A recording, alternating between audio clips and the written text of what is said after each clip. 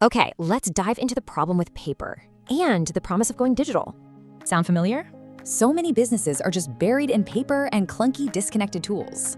The old way, with paper registers and stuff, is just a recipe for inefficiency. It creates inconsistent records. You basically have no real-time view of what's going on. And the result? Wasted money, security risks, and a real headache for compliance. So, what's the solution? Enter the Security First Digital Platform, or SFDP for short. It's a secure system where every single action is captured, traceable, and audit-ready. And this is built for modern Indian businesses, schools, warehouses, offices, you name it. So what actually changes when you make the switch? Let's take a look. Well, for one, traceability. What used to take forever to find is now instant.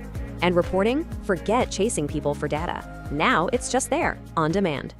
Accountability becomes system-driven, not person-dependent. No more guesswork. And the big one, audit readiness. You go from reactive scrambling to being always ready. And this isn't just an idea. Look at that number. That's a lot of digital records. This shift unlocks some really powerful advantages. Let's quickly break them down.